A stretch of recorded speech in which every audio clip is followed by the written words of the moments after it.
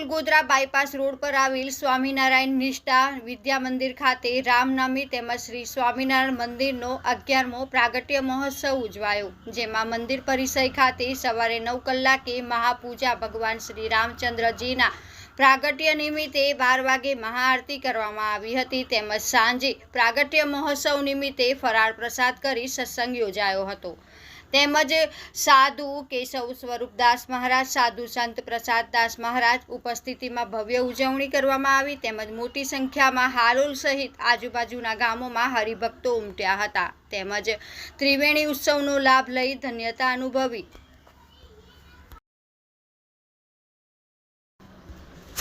સુરત કોસમાળી રઘુવીર આશ્રમના પૂજ્ય કનુબાપુ રાજ્યગુરુ બ્રહ્મલીન ભાવનગર તાજ પર બોટાદના વતની અને કોસમાળી સુરત રઘુવીર ધામ આશ્રમના સ્થાપક કલાકાર મહંત કનુબાપુ રાજ્યગુરુ જે તારીખ 16ના રામચરણ પામ્યા છે. દિવંગત પૂજ્ય કનુબાપુ રાજ્યગુરુને પૂજ્ય જયંતિ રામબાપા દુનડા, કથાકાર નરેશભાઈ રાજ્યગુરુ ભાવનગરના પત્રકાર મનીષ દવેએ શ્રદ્ધાસુમન અર્પણ કર્યા.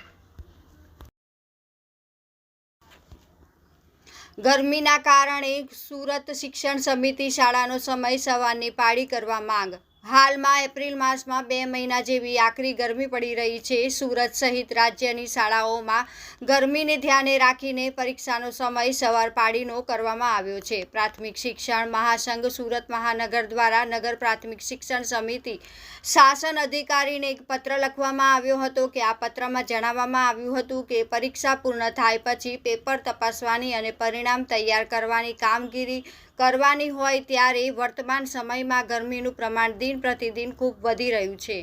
તે માટે નગર પ્રાથમિક શિક્ષણ સુરત મહાનગર દ્વારા નગર પ્રાથમિક શિક્ષણ સમિતિ શાસન અધિકારીને એક પત્ર લખવામાં આવ્યો હતો. આ પત્રમાં જણાવ્યું કે કામગીરી કરવાની હોય પરિણામની ત્યારે ગરમીનું પ્રમાણનું દિન પ્રતિદિન વધતી જાય છે. તે પ્રમાણે નગર પ્રાથમિક શિક્ષણ સમિતિ સુરતની તમામ શાળાઓનો સમય શિક્ષકોના આરોગ્ય અને સ્વાસ્થ્યને ધ્યાને લખી સવાર પાળીમાં રાખવામાં આવે તેવી જરૂરી છે.